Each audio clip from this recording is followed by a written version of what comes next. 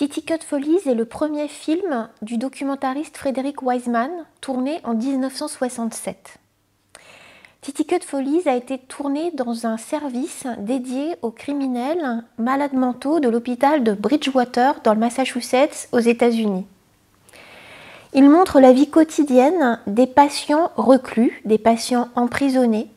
Il montre la maltraitance dont ils sont victimes de la part des médecins, des soignants, des gardiens.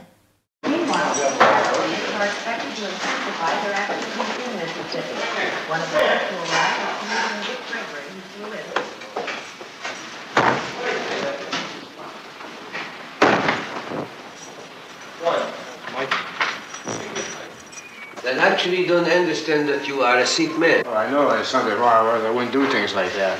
You think you're a normal man. What do you think? And you still believe that you don't need help.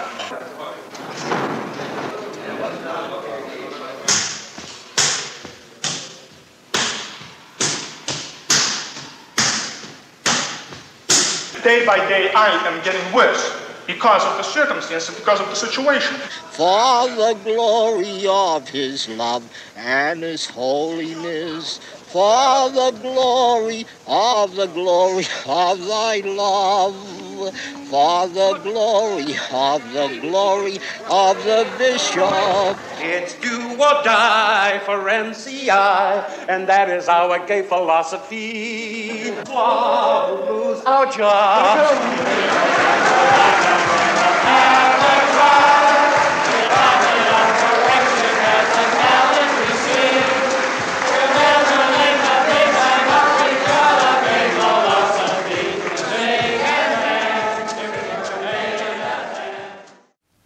Le film a été censuré à sa sortie aux États-Unis au prétexte qu'il aurait attenté à la liberté et à l'intimité des personnes qui ont été filmées, c'est-à-dire les patients détenus.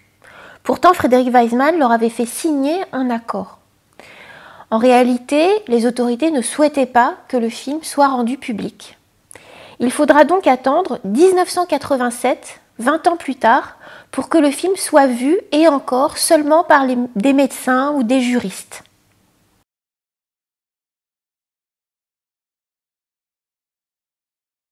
La méthode de Wiseman se définit au cours de ce documentaire. Elle consiste à s'immerger discrètement dans une institution, à tourner un très grand nombre d'heures et à monter ces heures de manière à ce que de cette mosaïque de situations, de scènes, se dégage progressivement un sens. Il n'y a pas de voix off, il n'y a pas de musique additionnelle, il n'y a pas de scénario. Wiseman tourne au plus près des corps, des visages, des gestes, des voix et laisse la situation s'exprimer.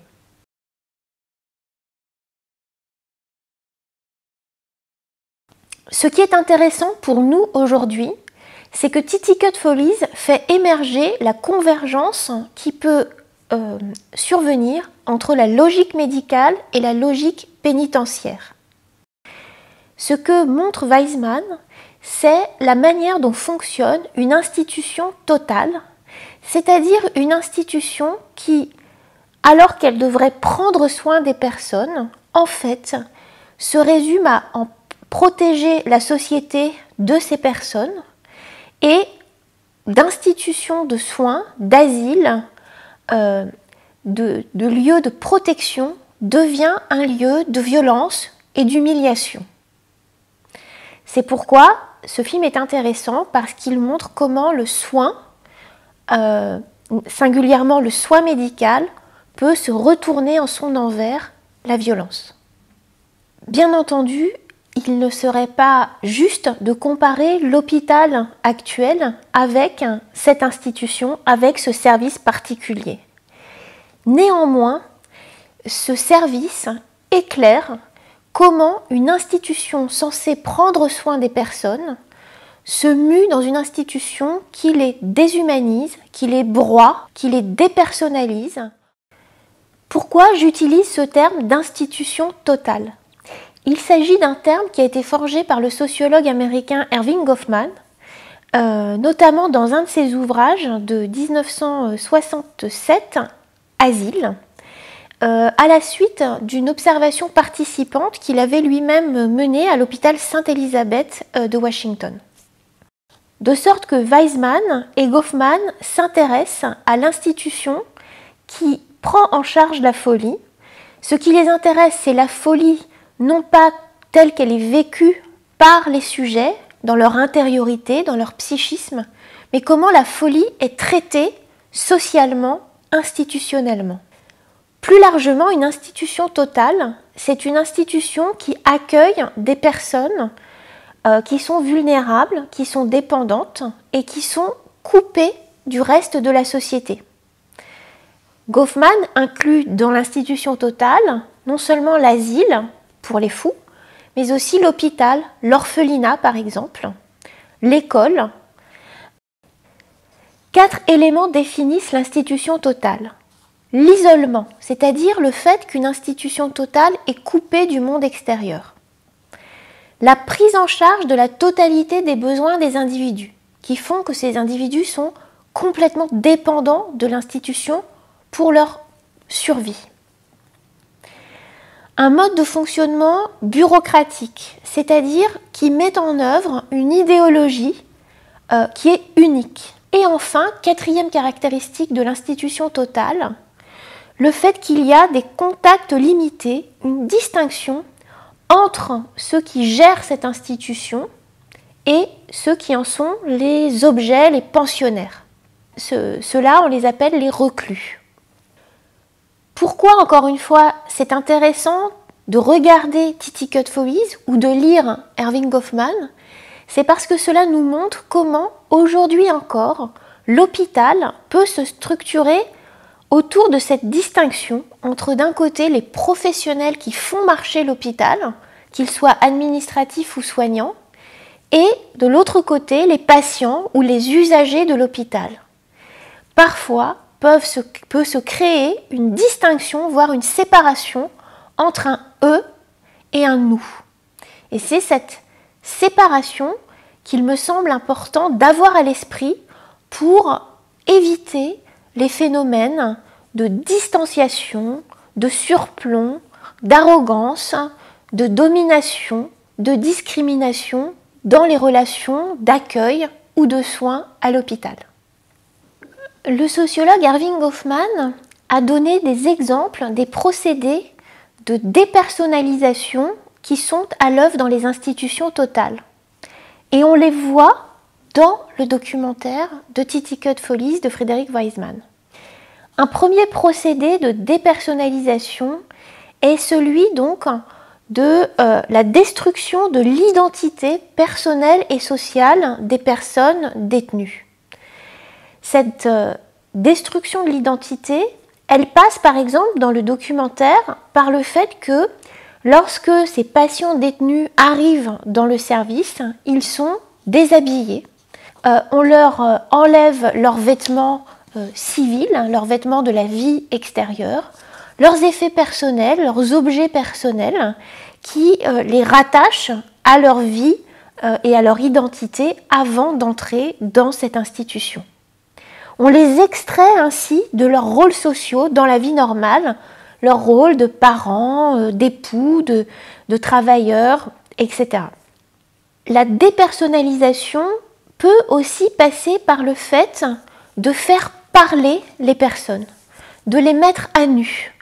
Cela s'exprime dans le film par des entretiens médicaux qui sont extrêmement intrusifs, qui tiennent davantage de l'interrogatoire que de l'entretien et qui obligent les personnes à rendre public leurs pensées, leurs émotions, ce qui conduit à une humiliation et encore une fois à une dépersonnalisation. Vous le voyez dans Titicut Follies, le déshabillage des détenus, le fait qu'ils enfilent tous un uniforme, ou ces entretiens médicaux extrêmement intrusifs qui les obligent à exposer, à exhiber leur intimité morale, leurs sentiments et leurs émotions, sont poussés au paroxysme.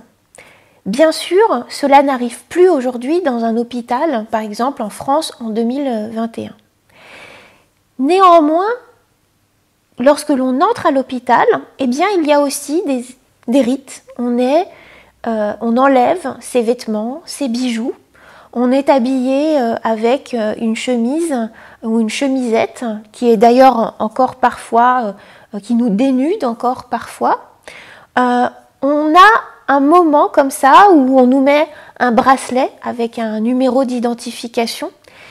Il y a ce moment où on est dépersonnalisé, où on devient simplement patient de l'hôpital et où notre identité, notre histoire personnelle et sociale est occultée, mise entre parenthèses. Ce moment, pour nécessaire qu'il soit pour l'hospitalisation, est un moment où la personne peut se sentir objectivée, réifiée, occultée comme personne, comme sujet. C'est un moment de fragilisation. De même, être obligé plusieurs fois, lors de plusieurs consultations, de plusieurs interactions avec des professionnels de santé, de raconter son histoire, de la répéter, de se confier sur non seulement son histoire médicale, mais aussi son histoire personnelle, son intimité. Cela peut avoir un effet comme cela également, au minimum intrusif, parfois fatigant ou stressant ou anxiogène, où l'on a l'impression de se déposséder, de laisser partir une partie de soi, de ne plus d'être à nu et d'être ainsi percé à jour et de ne pas pouvoir conserver les codes de l'interaction sociale qui normalement nous protègent. On se sent ainsi livré en quelque sorte à autrui. Ce que Titicut Follies met en scène, c'est ce que Goffman appelle la coupure avec les attaches sociales du moi, ou encore la perte de contrôle sur les territoires du moi. Voilà, ne pas pouvoir porter ses vêtements, devoir divulguer des informations personnelles à des professionnels, sans pouvoir contrôler ces informations. Tout cela peut participer d'une mise à mal de l'identité personnelle du malade. Dans Titicut Follies, on assiste aussi à une domestication des corps. Je m'explique.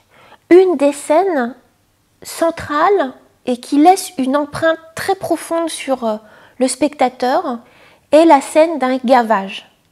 En effet, un patient détenu est malade, il ne peut plus se nourrir lui-même et les médecins décident de le faire gaver pour l'alimenter par des gardiens. Un des gardiens procède à ce gavage tout en gardant à la bouche sa cigarette. Le fait de garder cette cigarette place le spectateur dans une situation de malaise, de sidération, d'indignation morale. Ce geste paraît absolument non éthique. Pourquoi ? Parce que à ce moment-là, le patient détenu est placé dans une situation de vulnérabilité totale. On voit qu'il souffre et on voit que la personne qui exerce ce gavage est totalement indifférente à sa souffrance.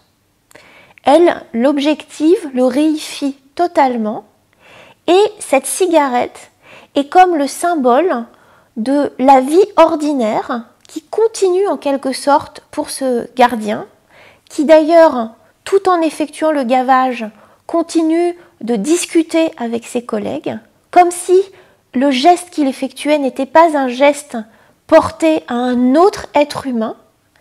Donc cette cigarette est le symbole de son détachement, de son indifférence, de son absence de conscience qu'il effectue un geste invasif, douloureux, sur une autre personne humaine. Dans Titicut Follies, les gestes censément de soins, toilette, rasage, alimentation, se situent sur un continuum de la maltraitance qui vont de gestes dénués de soucis, de sollicitude, d'attention à l'autre, jusqu'au harcèlement verbal, voire à la maltraitance physique. Ce que l'on remarque ici, c'est l'absence d'une attitude de care et l'absence de compétences et l'absence de disposition et de pratique de care. J'utilise ici le mot care en faisant référence aux éthiques du care telles qu'elles ont été définies par les éthiciennes féministes à partir des années 1990. Parmi elles, la philosophe américaine John Tronto, auteur d'un livre qui s'intitule « Un monde vulnérable pour une politique du care » paru en 1993 aux États-Unis. Disons quelques mots de cela. Les éthiques du care distinguent 4 aspects dans le processus de soins. Identifier l'existence d'un besoin, to care about. Prendre les dispositions pour que ce besoin trouve une réponse, to care for. Donner le soin, caregiving. Et enfin, évaluer la réponse, la réceptivité par le bénéficiaire du soin. C'est évaluer la façon dont le soin est reçu, care receiving. À ces 4 aspects du soin sont associés pour John Tronto des exigences morales. Ces exigences morales requièrent certaines capacités. L'attention pour le care about, la responsabilité pour assurer justement la réponse aux besoins, la compétence pour donner le soin nécessaire et pertinent, et justement cette capacité d'évaluation et de réflexion sur le soin tel qu'il a été reçu et tel qu'il bénéficie ou non à la personne soignée.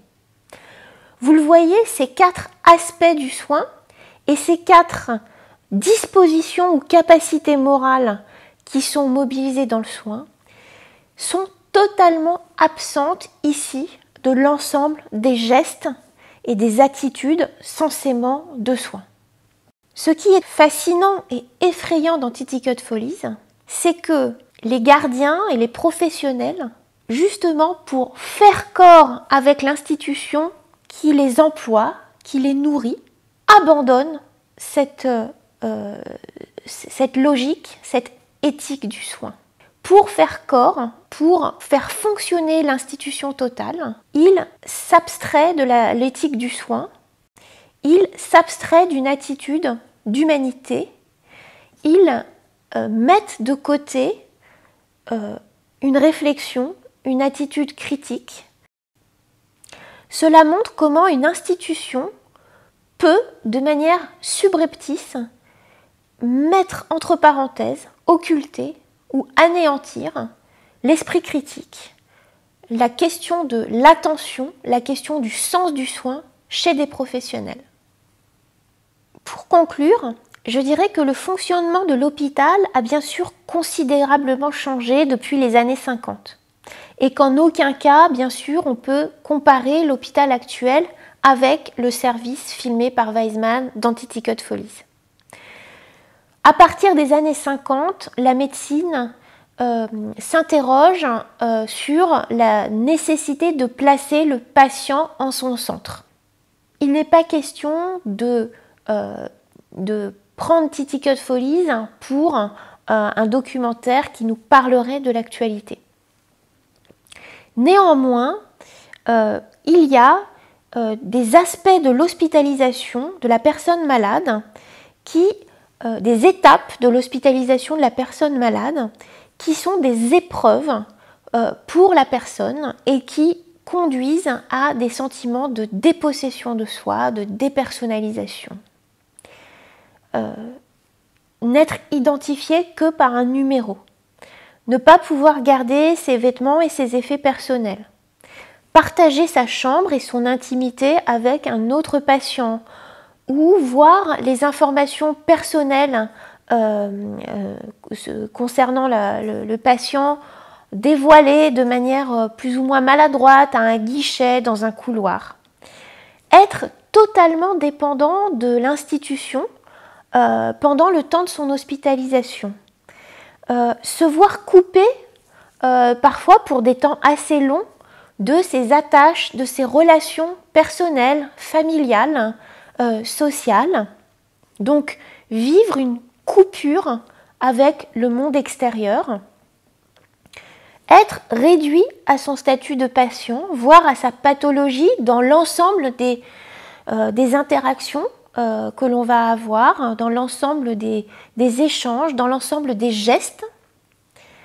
Tout cela peut faire sentir l'hospitalisation comme un moment de dépossession, d'expropriation de soi, de dépersonnalisation, voire de déshumanisation. En tout cas, comme un moment de fragilisation. Goffman écrivait que l'interné à l'asile apprend que le moi, loin d'être une forteresse, ressemble plutôt à une ville ouverte. Cette phrase, tirée de son ouvrage « Asile », me paraît extrêmement explicite.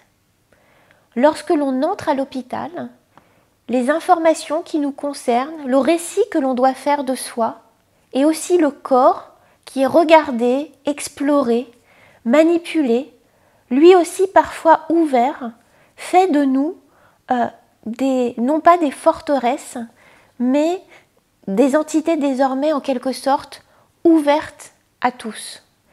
Nous y perdons notre intimité, nous y perdons nos protections habituelles, les protections que nous avons dans les interactions de la vie sociale.